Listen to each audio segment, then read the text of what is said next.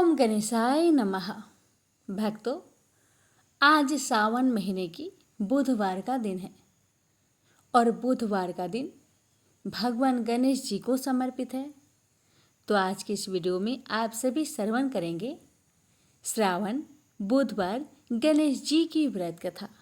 प्रेम से बोलिए जय श्री गणेश। एक बार एक नगर में एक मालिन रहती थी। उसके पति चल बसे थे। उसका एक 4 साल का पुत्र था। उसकी सास कठोर हृदय की स्त्री थी। वह बहू को बहुत तकलीफ देती थी। एक दिन सास ने बहू और पोते को घर से निकाल दिया। वे दोनों रोते हुए चलते चलते एक जंगल में जा पहुंचे। वहां एक बड़े पेड़ के नीचे बैठ गए। वहां से थोड़ी दूर पर एक गणेश जी का मंदिर था। वहां बहुत लोग गणेश जी के दर्शन करने आते थे। दर्शन करके गणेश जी को प्रसाद चढ़ाते, फिर वह प्रसाद सबको बांट देते थे।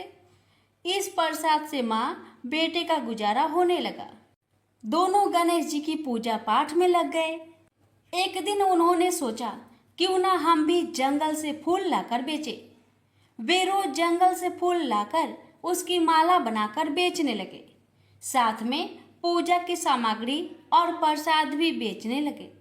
इससे उनको आमदनी होने लगी। गणेश जी की कृपा से आमदनी बढ़ने लगी। जल्दी ही उन्होंने एक मकान और एक दुकान बना लिया। एक राजा की लड़की मंदिर में रोज पूजा करने आती थी। मालिन के बेटे को देखकर राजकुमारी उस पर मोहित हो गई और उससे विवाह करने की सोचने लगी। उसने अपनी भाभी से अपने मन की बात कही। भाभी अनुभवी थी। उसने कहा, ये तो मालिन का बेटा है और तुम एक राजा की बेटी हो। यदि तुमने उससे विवाह किया तो तुम्हारी बहुत बेइज्जती होगी। पर राजकुमारी अपनी बात पर अड़ी रही। उसने कहा, मैंने तो प्रतिज्ञा कर ली है कि उसी से विवाह करूंगी। भाभी ने घर जाकर सारी बात राजा को बता दी। राजा ने मना नहीं किया और विवाह के लिए तैयार हो गए। उन्होंने बड़े धूमधाम से बेटी का विवाह मालिन के बेटे के साथ कर दिया। मालिन ने सबसे पहले बेटे बहू को गणेश जी के मंदिर में ले जाकर पूजा पाठ करवाया और गणेश जी का आशीर्वाद दिलवाया। इसके बाद पूरे नगर में यह बात फैल गई कि गणेश जी की पूजा करने से सब दुख कष्ट दूर हो जाते हैं। यह बात सुनते ही नगर के सभी लोग मंदिर आने लगे। मालिन और उसके बेटे की बिक्री और बढ़ गई। उधर उसकी सास के बुरे दिन आ गए। अन्नदाता उससे रूठ गई और वह भूखे मरने लगी। एक दिन वह रोती धोती उसी गणेश जी के मंदिर में आ पहुंची। वह मालिन के बेटे से बोली, मैं भूखी हूँ, मुझे रोटी कपड़ा दे देना, इसके बदले मैं तुम्हारे सारे काम कर दूंगी। लड़के को दया आ गई और उसे काम पर रख लिया। उसने अपनी दादी को नहीं पहचाना। जब मालिन घर आई तो उसने सास को पहचान लिया। वह सास से बोली, सासू जी आप यहाँ कैसे? सास ने पोते की तरफ इशारा करके कहा, मेरी इस सेठ के यहाँ नौकरी लग गई है। बहू बोली, यह आपका पोता है और यह घर भी आपका ही है, यह दुकान भी आपका ही है। जब आपने हमें घर से निकाला तब गणेश जी ने हमारी रक्षा की। बहू की बात सुनकर सास बोली, मेरी करनी मैंने भोग ली। बहू बोली, सासू जी अब आप हमारे यहाँ रहो और पोते का सुख देखो। हे गणेश जी महाराज, जैसा सुख आपने मालिन को दिया वैसा ही सुख सबको देना। प्रेम से बोलिए गणेश भगवान की जय। समतापुर नगर में मधुसूदन नाम का एक धनी व्यक्ति के रहता था। मधुसूदन का विवाह 1 मास पहले ही बलरामपुर नगर की सुंदर लड़की जिसका नाम था संगीता, उसी से हुआ था। शादी के कुछ दिन बाद ही संगीता की माता की तबीयत खराब हो जाती है। इसलिए संगीता अपने माता के घर चली जाती है और वहीं पर कुछ दिन रुक जाती है और इधर मधुसूदन अकेला ही रहता है। जब संगीता की माता का तबीयत ठीक हो जाता है तो मधुसूदन बुधवार के दिन ही अपने पत्नी को लेने के लिए बलरामपुर के लिए रवाना हो जाता है। बलरामपुर पहुंचकर अपने ससुरारी में जाता है और अपने सास ससुर से संगीता को विदा करने के लिए आज्ञा मांगता है। लेकिन संगीता के माता पिता बोले, दामाद जी, आज तो बुधवार का दिन है। बुधवार के दिन बेटी की विदाई और कोई भी शुभ कार्य के लिए यात्रा नहीं करना चाहिए। लेकिन मधुसूदन अपने सास ससुर की एक भी बात नहीं माना और जिद पर अड़ गया कि मैं आज ही संगीता को लेकर जाऊंगा और कुछ भी नहीं होगा, आप खुशी खुशी विदा कर दीजिए। अब अपने दामाद के जिद के आगे संगीता के माता पिता हार मान लेते हैं और अपनी बेटिया को विदा कर देते हैं। अब मधुसूदन और संगीता दोनों जन बैलगाड़ी से यात्रा प्रारंभ करते हैं। 2 कोस की यात्रा के बाद ही उसकी गाड़ी का एक पहिया टूट गया। वहां से दोनों पैदल ही यात्रा करना शुरू कर देते हैं और पैदल चलते चलते बेचारी संगीता तो थक जाती है और उसे जोर से प्यास लग जाती है। तो अपने पति से कहती है, सुनिए जी, मुझे बहुत जोर से प्यास लगी है। तो मधुसूदन कहता है, ठीक है, तुम इस पेड़ की छांव में बैठो, मैं देखता हूँ आसपास में कहीं अगर पानी मिल जाए तो मैं लेकर आता हूँ, तुम यहाँ से कहीं जाना मत। इतना कहकर मधुसूदन पानी ढूंढने के लिए चल दिया। थोड़ी देर इधर उधर ढूंढने के बाद मधुसूदन को कहीं से जल मिल जाता है और वह जल लेकर वापस उसी जगह में आता है जहाँ उसकी पत्नी पेड़ के नीचे छांव में बैठी हुई थी। मगर ये क्या, वह बहुत हैरान हो जाता है क्योंकि उसकी पत्नी के पास उसी की शक्ल का एक आदमी बैठा हुआ था और संगीता उस आदमी की दी हुई पानी को पी रही थी। ये देखकर मधुसूदन चौंक गया।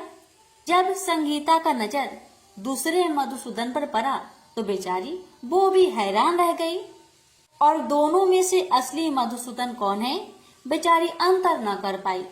अब मधुसूदन को बहुत क्रोध आया और क्रोध में उसने उस व्यक्ति से पूछा, तुम कौन हो और मेरी पत्नी के पास क्यों बैठे हो? मधुसूदन की बात सुनकर उस व्यक्ति ने कहा, अरे भाई, यह मेरी पत्नी संगीता है। मैं अपनी पत्नी को ससुराल से विदा कराकर लाया हूँ, लेकिन तुम कौन हो जो मुझसे ऐसे प्रश्न कर रहे हो? उस व्यक्ति की बातें सुनकर मधुसूदन भड़क उठा और कहने लगा कि तुम जरूर कोई चोर या ठग हो। यह मेरी पत्नी संगीता है। मैं इसे पेड़ के नीचे बैठाकर जल की खोज में गया था। इस पर उस व्यक्ति ने कहा, अरे भाई, झूठ तो तुम बोल रहे हो। संगीता को प्यास लगने पर जल लेने मैं गया था। मैंने तो जल लाकर अपनी पत्नी को पिला भी दिया। अब तुम चुपचाप यहाँ से चलते बनो, नहीं तो किसी सिपाही को बुलाकर तुम्हें पकड़वा दूंगा। दोनों एक दूसरे से लड़ने लगे। उन्हें लड़ते देख बहुत से लोग वहां इकट्ठे हो गए। नगर के कुछ सिपाही भी वहां आ गए। सिपाही उन दोनों को पकड़कर राजा के पास ले गए और सारी कहानी राजा को सुना दी। राजा ने भी कोई निर्णय नहीं कर पाया। संगीता भी उन दोनों में से अपने वास्तविक पति को नहीं पहचान पा रही थी।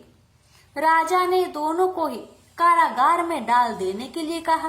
राजा के इस फैसले पर असली मधुसूदन भयभीत हो गया और तभी आकाशवाणी हुई, मधुसूदन, तूने संगीता के माता पिता की बात नहीं मानी और बुधवार के दिन अपनी पत्नी को ससुराल से ले आया। यह सब भगवान बुध देव के प्रकोप से हो रहा है। भविष्यवाणी सुनकर मधुसूदन बहुत डर गया और हाथ जोड़कर बुध देव से क्षमा प्रार्थना करने लगा कि हे बुध देव, हे भगवान, मुझसे बहुत बड़ी गलती हो गई कि मैंने अपने सास ससुर की बातें न मानी। उसका सजा मुझे मिल चुका है। हे भगवान, कृपा करके मुझे क्षमा कर दीजिए। मैं आगे से ऐसी गलती कभी नहीं करूंगा। मुझे माफ कर दीजिए। मैं भविष्य में आप कभी भी बुधवार के दिन यात्रा नहीं करूंगा और सदैव बुधवार को आपका व्रत किया करूंगा और कथा सुना करूंगा। मधुसूदन के प्रार्थना करने से भगवान बुद्ध देव उसे क्षमा कर देते हैं और तभी दूसरा व्यक्ति राजा के सामने से ही गायब हो जाता है। राजा और दूसरे लोग इस चमत्कार को देखकर हैरान हो गए। भगवान बुद्ध देव की इस अनुकंपा से राजा ने मधुसूदन और उसकी पत्नी को सम्मान पूर्वक विदा किया। कुछ दूर चलने पर रास्ते में उन्हें वही बैलगाड़ी मिल गई। बैलगाड़ी का टूटा हुआ पहिया भी अपने आप जुड़ा हुआ था। दोनों उसमें बैठकर समतापुर की ओर चल दिए। मधुसूदन और उसकी पत्नी संगीता दोनों बुधवार को व्रत करते हुए आनंद पूर्वक जीवन यापन करने लगे। इस तरह भगवान बुद्ध देव की कृपा से उनके यहाँ खुशियाँ बरसने लगी। इस तरह जो भी स्त्री या पुरुष विधिवत बुधवार का व्रत करके व्रत कथा को श्रद्धा पूर्वक सुनते हैं, भगवान बुद्ध देव उनके सभी कष्टों को दूर करते हैं। प्रेम से बोलिए बुद्ध देव भगवान की जय। एक बार गणेश जी एक छोटे से बालक के रूप में एक चम्मच में चावल और दूसरे चम्मच में दूध लेकर निकले। वो हर किसी से कह रहे थे कि कोई मेरे लिए खीर बना दो, कोई मेरे लिए खीर बना दो। एक बुढ़िया माई बैठी हुई थी। उसने कहा, ला बेटा, मैं तुम्हारे लिए खीर बना देती हूँ। इतना कहकर बुढ़िया माई अपने कमरे में जाकर छोटे छोटे 2 कटोरी लेकर आती है। तब भेष रूपी गणेश जी कहने लगे, दादी माँ, छोटी सी बर्तन से क्या होगा? आपके घर में जो सबसे बड़ा बर्तन हो उसी को लेकर आओ। बुढ़िया माई मुस्कुराकर बच्चे की मन रखने के लिए, उसके खुशी के लिए अपने घर की सबसे बड़ा बर्तन लेकर बाहर आई और बालक गणेश के सामने रख दिया। अब तो बुढ़िया माई की आंखें फटी की फटी रह गई। वह जो थोड़े से चावल थे, 1 चम्मच चावल उस बर्तन में डालते ही बर्तन चावल से भर गया और दूसरे बर्तन में 1 चम्मच का दूध डालने से ही बर्तन दूध से भर गया। ये सब देख बुढ़िया आश्चर्य में पड़ गई। अब इतना होने के बाद भेष रूपी गणेश जी कहते हैं, दादी माँ, मैं नहाकर आता हूँ, आप खीर को बनाकर तैयार कर लो। जब बुढ़िया माई बड़े ही प्यार से खीर को बनाया, बूढ़ी माई के पोते पोती खीर खाने के लिए रोने लगे। बुढ़िया ने कहा, गणेश जी, आपके भोग लगे। इतना कहकर चूल्हे में थोड़ी सी खीर डाली और अपने दोनों बच्चों को कटोरी भर भर कर खीर दे दिया। बूढ़ी माई की पड़ोसन ऊपर से देख रही थी, तो बुढ़िया माई ने सोचा ये पड़ोसन जरूर चुगली कर देगी। तो बुढ़िया माई ने उसे भी 1 कटोरा खीर भरकर उसे भी पकड़ा दिया।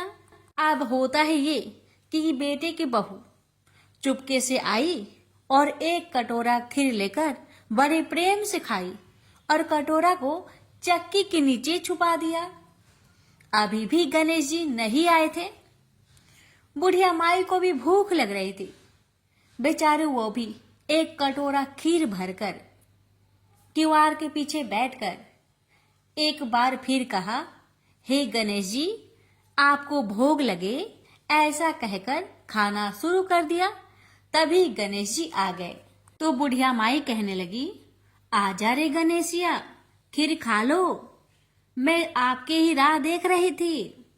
गणेश जी ने कहा, दादी माँ, मैंने खीर पहले ही खा ली है। तो बुढ़िया माई ने कहा, कब खाई? गणेश जी कहने लगे, जब आपके पोते पोती ने खीर खाई तब मैंने खाई थी। जब आपकी पड़ोसन ने खाई थी तब भी मैंने खाई थी। और जब बूढ़ी माँ आपकी बहू ने खाई तब भी मैंने खाई थी। और अब जब आप खा रही हो तो मेरा पेट पूरी तरह से भर गया है। तो बुढ़िया माई कहने लगी, बेटा, तुम्हारी सब बात सच है, पर मैं कैसे मानूं कि मेरी बहू ने खीर खाई? बेचारी सुबह से काम में लगी रही है, तो फिर उसने कब खाई? गणेश जी ने कहा, टक्की के नीचे जाकर देख, जूठा कटोरा पड़ा है जो तेरी बहू ने खाकर छुपा के रखी है, और तूने तो मेरे लिए भोग भी लगाया था और तुम्हारी बहू ने वैसे ही खा गई। बूढ़ी माई ने कहा, बेटा यह घर की बात है, घर में ही रहने दो। अब बताओ कि बची हुई खीर का मैं क्या करूं?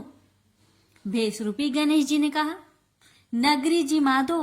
बुढ़िया ने पूरी नगरी जिमा दी, लेकिन फिर भी गणेश जी की कृपा से खीर पूरा की पूरा भरा ही था।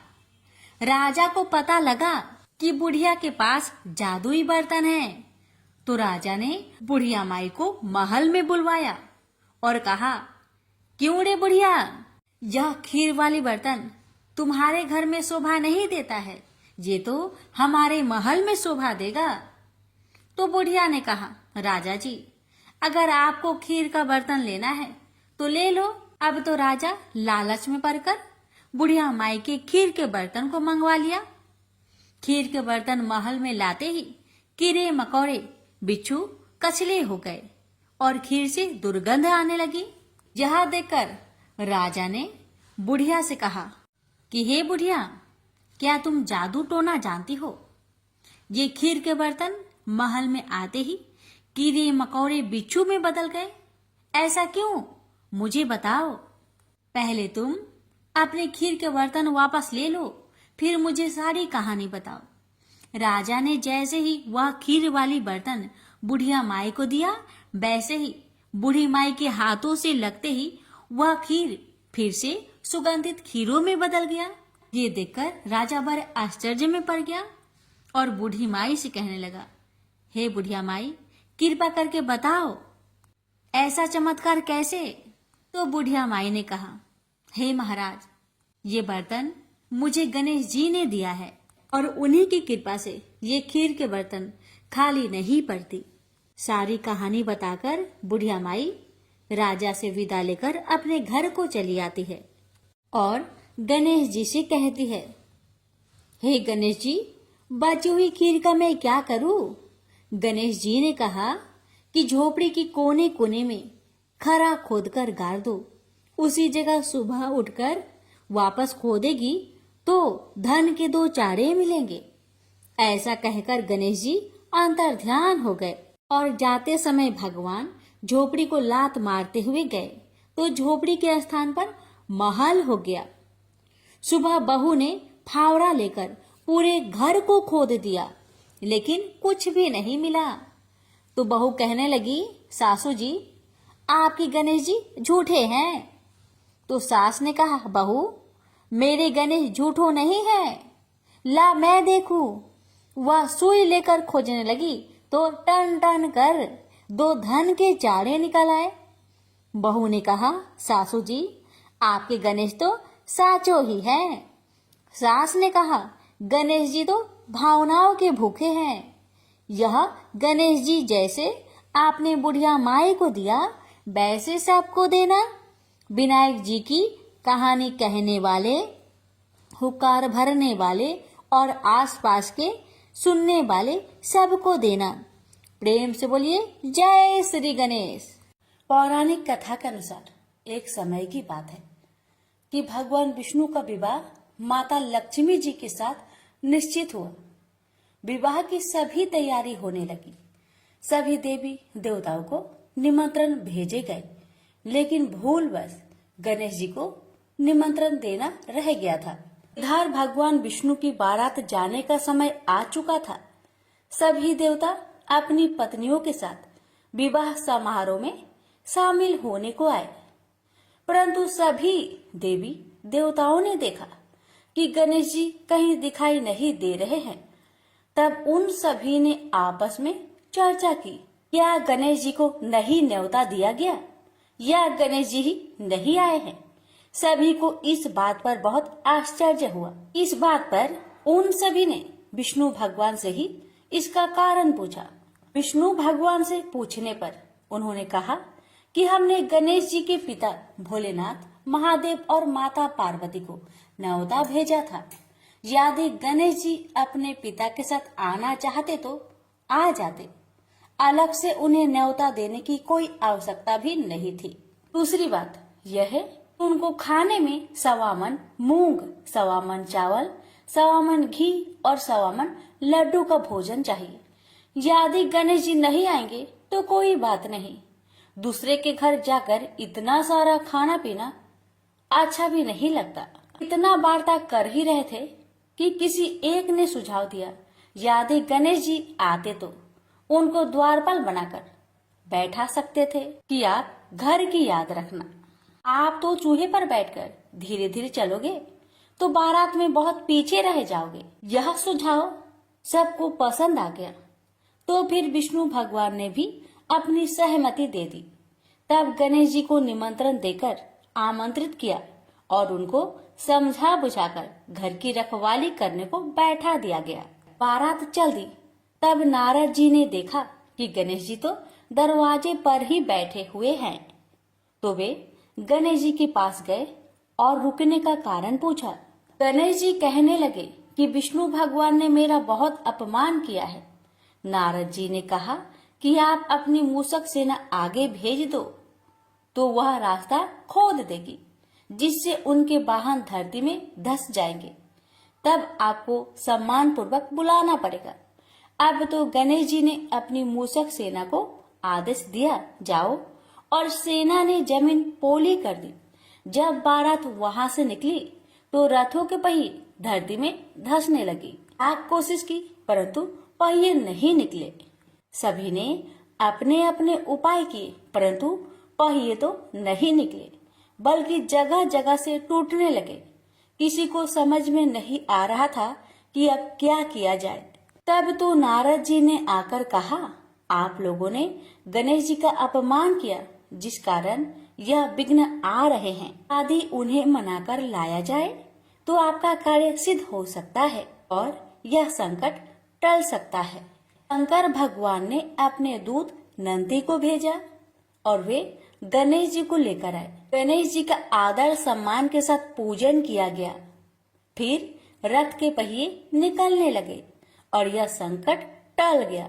अब रथ के पहिए निकल तो गए परंतु वे टूट फूट गए थे, तो उन्हें सुधारे कौन। पास के खेत में एक खाती काम कर रहा था।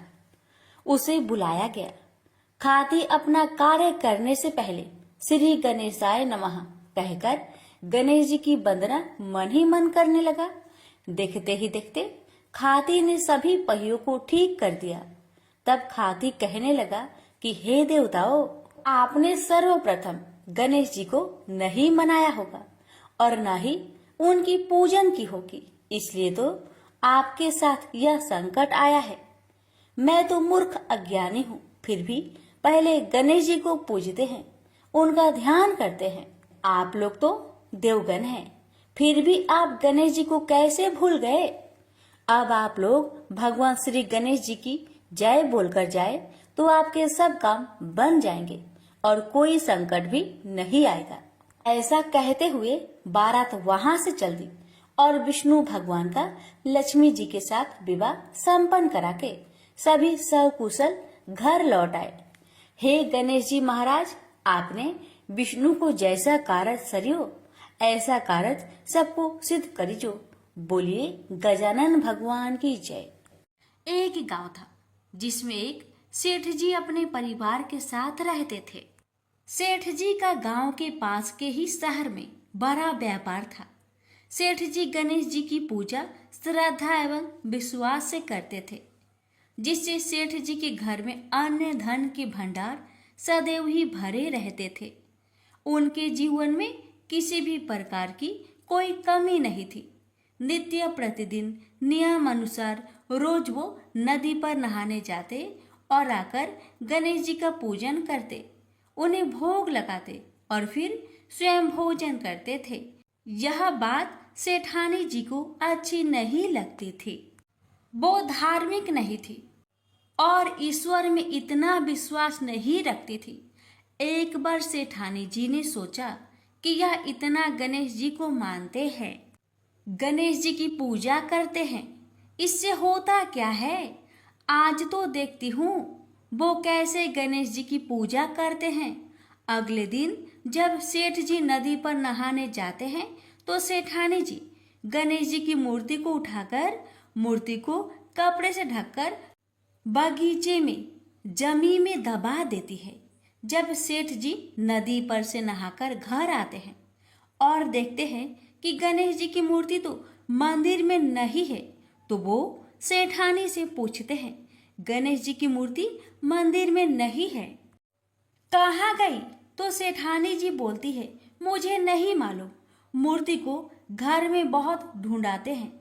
उस दिन क्योंकि वो गणेश जी को भोग नहीं लगा पाए, इसके लिए सेठ जी ने अन्न जल का भी त्याग कर दिया और गणेश जी से प्रार्थना करने लगे, हे प्रभु, लगता है आप मुझसे रुष्ट हो गए हो और कहीं चले गए हो। आप अपनी कृपा दृष्टि मुझ पर बरसाइए। ये प्रभु, मुझे दर्शन दीजिए। सेठ जी ने मन ही मन सोचा कि आपसे जब तक आप मुझे मिल नहीं जाते, मुझे दर्शन नहीं दे देते, तब तक मैं अन्न जल का त्याग करता हूँ। उस दिन पूरा निकल गया।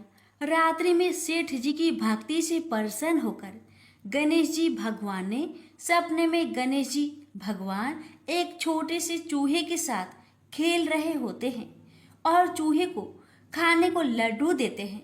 चूहा लड्डू लेकर बगीचे में जाता है और जमीन को खोदता है और लड्डू वहीं डाल देता है। अचानक सेठ जी की नींद खुल जाती है। सेठ जी बगीचे में जाते हैं और वहीं खोदते हैं जहां उन्होंने सपने में देखा था, और वहीं से उनको थोड़ी सी जमीन खोदने पर कपड़े में लिपटे हुए गणेश जी की मूर्ति मिलती है।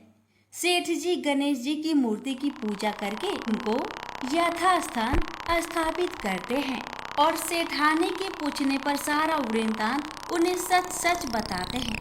बात जानकर सेठानी जी को आश्चर्य होता है और सेठानी जी मन ही मन श्रद्धा एवं विश्वास से गणेश जी भगवान की भक्त बन जाती है और सेठ जी से कहती है कि मुझसे बड़ा भारी अपराध हो गया है। अब हम दोनों पति पत्नी प्रेम सहित गणेश जी भगवान की आराधना करेंगे एवं उनकी पूजा में कभी कोई कमी नहीं आने देंगे। यह सुनकर सेठ जी अत्यधिक प्रसन्न हो जाते हैं और दोनों पति पत्नी गणेश जी भगवान को धन्यवाद करते हैं। जय बोलो, गणेश जी भगवान की जय हो, सदा ही जय हो। प्रभु अपनी अनुकंपा सेठ सेठानी के समान ही हम सभी पर बनाए रखना। कहानी सुनने वालों की सभी मनोकामनाएं पूर्ण करना। एक बार गणेश जी एक बहुत सुंदर गांव से गुजर रहे थे।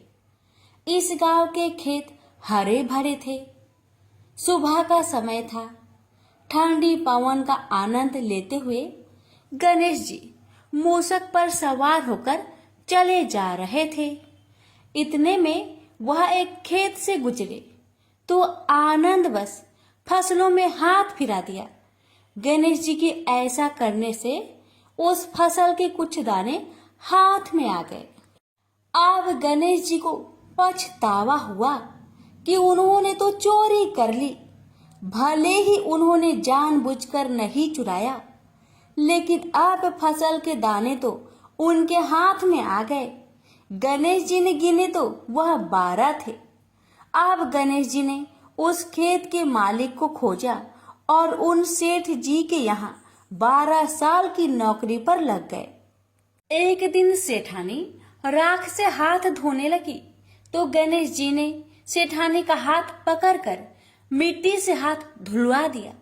सेठानी ने सेठ जी से शिकायत की और कहा कि देखो, नौकर ने मेरा हाथ पकड़ लिया।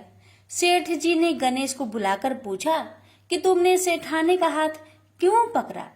गणेश जी ने बोला कि मैंने तो बस ये कह रहा था कि राख से हाथ धोने से घर की लक्ष्मी नाराज होकर घर से चली जाती है और मिट्टी से हाथ धोने से आती है। सेठ जी ने सोचा कि गणेश ठीक कह रहा है। थोड़ी दिनों बाद कुंभ का मेला आया। सेठ जी ने कहा, गणेश, सेठानी को कुंभ के मेले में स्नान करा के ले आओ। सेठानी किनारे पर बैठकर नहा रही थी, तो गणेश जी उनका हाथ पकड़कर आगे डुबकी लगवा लाए। घर आकर सेठानी ने सेठ से कहा कि गणेश ने तो मेरी इज्जत ही नहीं रखी और इतने सारे आदमियों के बीच में मुझे घसीटकर आगे पानी में ले गए।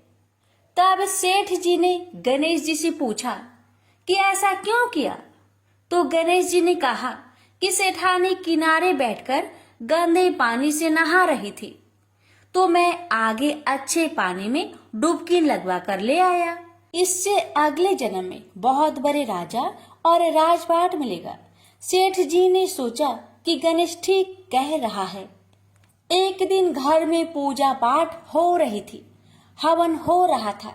सेठ जी ने गणेश को कहा कि जाओ सेठानी को बुलाकर ले आओ।